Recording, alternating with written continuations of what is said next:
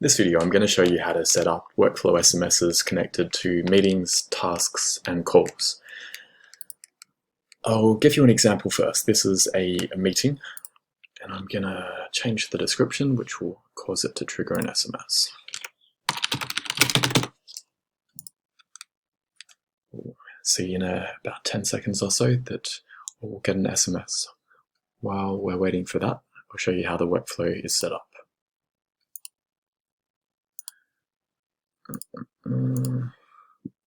Okay, so here we've got a workflow rule triggered on the meetings module. It's going to be executed when the description is updated. That's probably not a very good trigger. You'd probably want to do it on a date time, maybe the day before the meeting, for example. You could have some conditions there. And then under instant actions, we'll have create record. If we have a look at that, the way it's set up, we've got the message owner pointing to the meeting host, and you get to that by changing it from users to reference.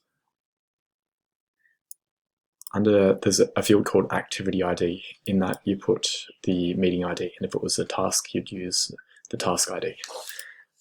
You get to that by, if I delete this, if you press the pound, it'll have the ID at the top. And then under activity type, depending on the module, choose meeting, task, or call. And then you can put in the message. One thing to bear in mind is that you won't be able to use any merge fields from a lead or a contact that's connected to the meeting, task, or call. The reason that you have to do all of this is because there's a bit of an issue with Zoho CRM where you can't do a workflow and link it to the participants of a meeting, or if it's a call, you can't link it to a lead. I've reported that bug, but in the meantime, this is the workaround. That's all you need to do. And then if we have a look, show you the messages that were sent out.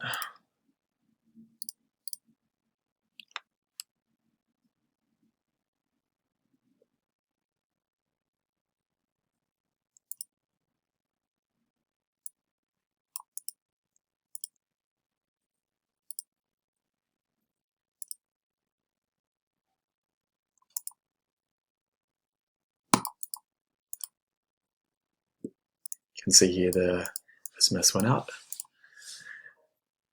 We can see it in here as well.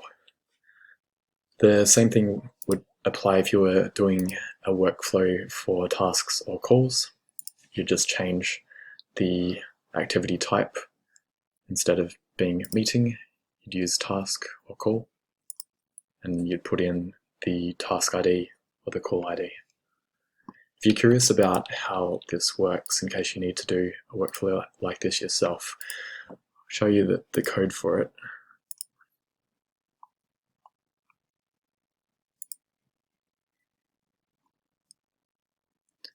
What we're doing is we get the data for the meeting, and then we retrieve the participants.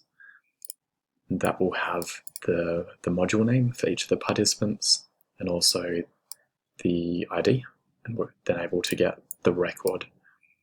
The same thing for task or call, it's a bit different.